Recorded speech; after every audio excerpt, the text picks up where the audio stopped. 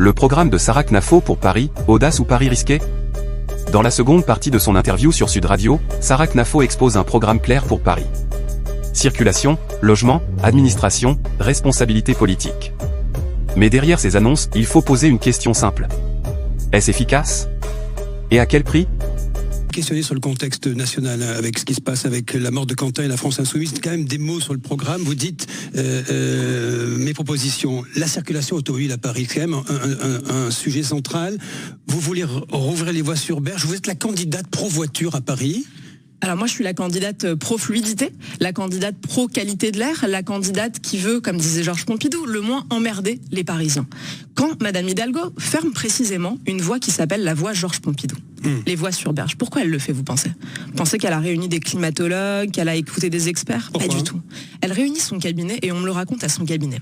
Et elle se dit, quelle mesure est-ce que je peux prendre pour faire un symbole qui va faire hurler la droite? Et évidemment, quel meilleur symbole que de fermer une voie qui s'appelle Georges Pompidou, qui a été créée à l'époque du général de Gaulle et de Georges Pompidou. Dans Paris, si je comprends bien. Je veux remettre plus de fluidité, monsieur Aquili, ne soyez pas caricatural. Aujourd'hui, dans Paris, vous avez une amélioration de la qualité de l'air qui est due, c'est ce que nous explique une étude Airparif, en majorité à des innovations technologiques. 75% de l'amélioration de la qualité de l'air repose sur l'innovation d'ingénieurs qui ont permis le changement des pots d'échappement des voitures et qui ont permis le changement des modes de chauffage chez les gens. Donc ça ne repose pas sur une décision de Madame Hidalgo. Il faut bien entendre ça. Quand on dézoome la carte de Paris, on voit la même tendance dans toute la région Île-de-France et il n'y a pas de nuages de pollution sur les villes de droite. Améliorer l'air avec plus de voitures, c'est contre-intuitif quand même. Ça c'est parce que vous ne lisez pas les études. Moi je m'y intéresse particulièrement. Quand on regarde l'étude Airparif de 2017, on observe que la fermeture des voies sur berge a recréé des îlots de pollution sur les quais hauts, sur les axes de délestage comme le boulevard Saint-Germain. Pourquoi? Parce qu'une voiture qui est sur un trafic fluide pollue jusqu'à 3 fois moins qu'une voiture qui est dans les embouteillages. Ça, c'est la science. Et moi, je pense qu'il faut se reposer plutôt sur la science, sur des experts, que sur des mesures politiciennes et idéologiques. Par pragmatisme, donc, je rouvre les voies sur berge, sur la rive droite. Je rétablis le 80 km/h sur le périphérique. Je rouvre la rue de Rivoli à la circulation. Et par ailleurs, j'utilise la technologie, l'intelligence artificielle, pour piloter les feux tricolores par IA.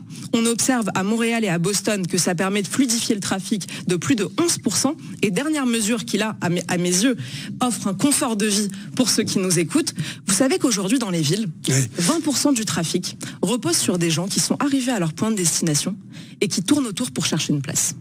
20% du trafic. Demain, ce que je veux faire, c'est de permettre de géolocaliser toutes les places qui sont vacantes, de donner ces données-là au GPS pour que demain, vous écriviez sur votre GPS l'adresse de votre destination, ça vous emmène directement à la place vacante la plus proche. Je vais simplifier les règles de stationnement, 5 € de l'heure, quel que soit le véhicule, quel que soit l'arrondissement, pour ne plus criminaliser les familles. Et gratuité pour les deux roues également. Oui, gratuité pour les deux roues, merci de le dire. Gratuité pour les deux roues qui participent au désengorgement de la ville. Gratuité la première heure, parce que quand les gens déposent leurs enfants à l'école, quand un artisan, un menuisier, un plombier vient faire une intervention chez les gens, vous savez qu'aujourd'hui on manque d'artisans dans Paris parce que le tarif horaire du stationnement est plus élevé que le SMIC horaire de leur branche. C'est aberrant. C'est un service en moins pour les Parisiens, c'est du pouvoir d'achat en moins pour les Français. Donc, simplification drastique des règles de stationnement. Vous voulez mettre également... Elle défend un retour plus assumé de la voiture en s'appuyant sur des données d'Airparif.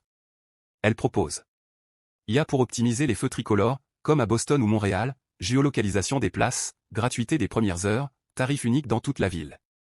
La logique est cohérente, il faut fluidifier plutôt qu'interdire.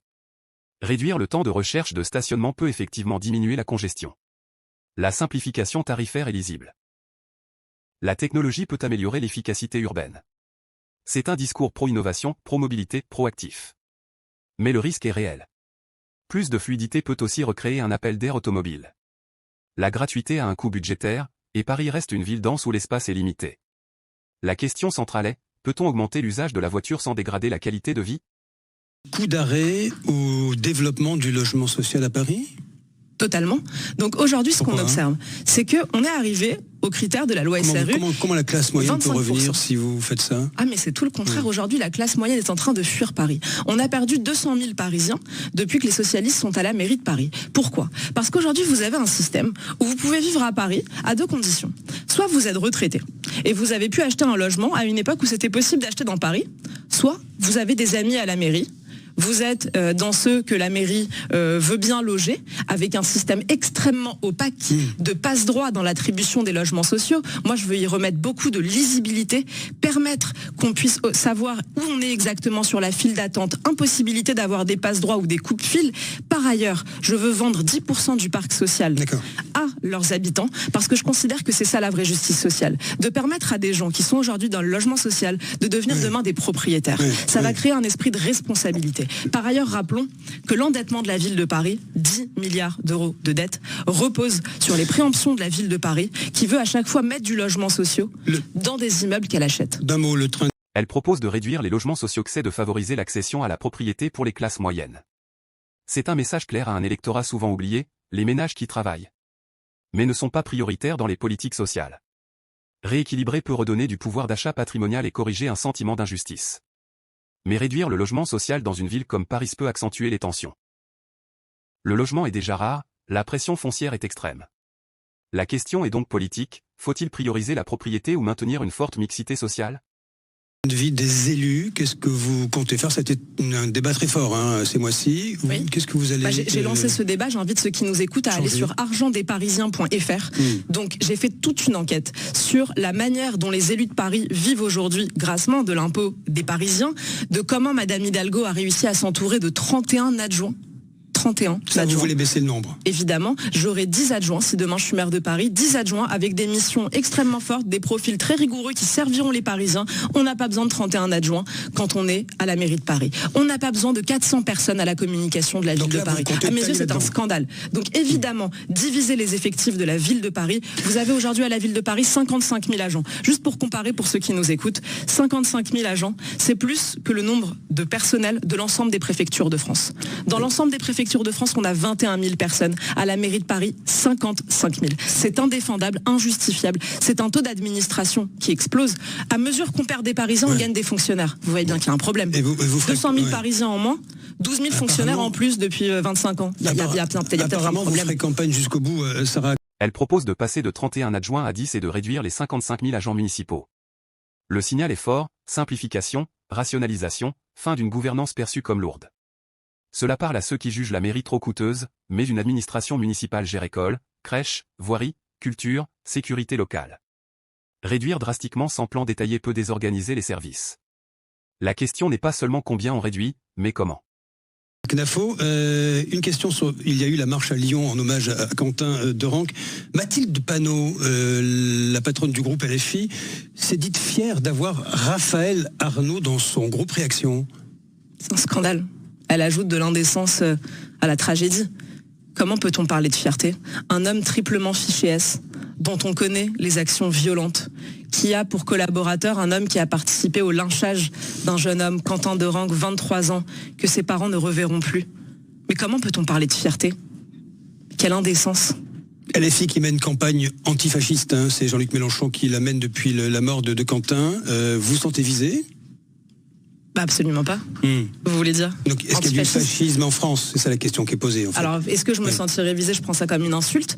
Donc, évidemment, absolument pas. Mais surtout, quelle indécence de leur part. Est-ce qu'ils ne veulent pas se recueillir une minute sur la mort d'un jeune homme? 23 ans, un étudiant en mathématiques. C'est ça le fascisme français?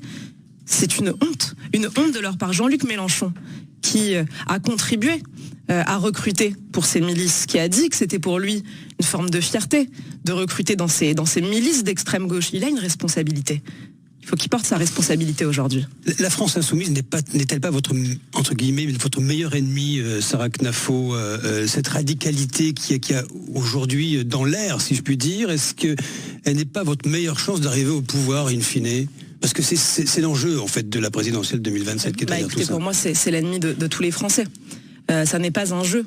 On ne va pas utiliser la France insoumise. Je préférerais qu'ils ne soient pas là pour la démocratie française. Maintenant, ils le sont, il faut les combattre par le débat public, dans les urnes. Donc moi, je suis prête à tous les débats, à votre antenne, par exemple. Je pense que c'est comme ça qu'on arrive à lutter contre un adversaire politique, pas en utilisant de stratagèmes, pas en considérant que ce seraient mes meilleurs ennemis. Pour la démocratie, j'aimerais demain mettre la France insoumise à 1%, que ça devienne résiduel. Interrogée sur les tensions politiques et les accusations de fascisme, elle parle d'insultes et appelle au combat démocratique par les urnes. Elle élargit ensuite le débat à la responsabilité politique, estimant que des postes stratégiques doivent entraîner des conséquences en cas d'incident grave. Elle adopte une posture institutionnelle, la démocratie comme terrain de confrontation. La polarisation peut renforcer les blocs existants sans élargir sa base. Et ultime question pour boucler sur la campagne Paris, puis l'heure a tourné. Rachida Dati, toujours ministre de la Culture, hein. Ça vous dérange pas, ça? Alors moi, il y a quelque chose qui me dérange. C'est le fait que Madame Laurence Descartes soit toujours à la tête du Louvre. Ça, je trouve que c'est un scandale. Oui. Ça montre que dans notre pays, finalement, on n'est pas responsable. Ça fait 124 jours que le Louvre a été braqué. D'une manière absolument ridicule pour la France. On a perdu la face quand on a vu le Louvre braqué, quand on voit que les joyaux français peuvent être de cette manière volés par des pieds nickelés en plus, quand on voit le procédé. Mais il faut la démettre de ses fonctions. Madame Laurence Descartes, j'appelle le gouvernement à démettre Laurence Descartes de ses fonctions. J'appelle le Premier ministre à utiliser son pouvoir en Conseil des ministres et à démettre Madame Laurence Descartes de ses fonctions. Il faut quand même montrer aux Français que quand on agit comme ça, quand il y a un tel laisser-aller dans les institutions françaises, eh bien on peut perdre son poste. Il faut montrer ça. Sinon, quelle image est-ce que ça renvoie? On peut tout faire. Évoqué déjà, non? Un braquage, puis ensuite des intempéries dans le cœur du Louvre, et puis ensuite 10 millions d'euros de billetterie qui sont volés sur de l'argent public. Mais vivement, ça fait 124 jours, monsieur Akili. Il est grand temps qu'on la démette de ses fonctions. Pour Sarah Knafo, lorsqu'on occupe un poste à très haute responsabilité, notamment à la tête d'une institution comme le Louvre, des incidents graves doivent entraîner des conséquences concrètes. Son argument est clair. Dans un pays où la responsabilité politique et administrative semble souvent diluée, ne pas sanctionner envoie un signal de déconnexion entre pouvoir et responsabilité. À l'inverse, démettre un dirigeant dans ce type de situation aurait une portée symbolique forte. Celle d'un État où les fonctions élevées impliquent des comptes à rendre.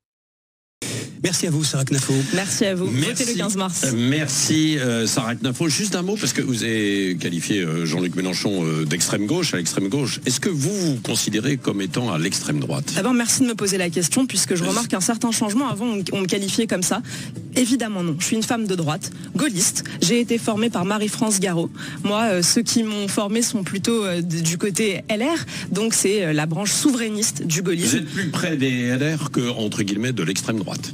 Alors je ne sais pas à qui vous faites allusion sur l'extrême droite. Moi je dirais que je suis à équidistance les gens qui sont classés en fait à l'extrême droite. Oui, alors je dirais que je suis à équidistance entre les aspirations régaliennes en termes de sécurité par exemple de l'électorat RN, en termes de lutte contre l'immigration comme aujourd'hui, les aspirations donc du RN et les aspirations de sérieux économique, de crédibilité des électeurs LR. Je dirais que je suis à équidistance entre ces deux-là. C'est ce que j'observe aussi à Paris. On l'a pas dit tout à l'heure, mais dans le sondage que vous avez cité, je suis à 33% chez les catégories populaires parisienne. Ça, pour moi, c'est un chiffre très important. Et ça montre, je crois... En conclusion, son programme a une cohérence, plus d'efficacité, moins d'administration, plus de place pour les classes moyennes.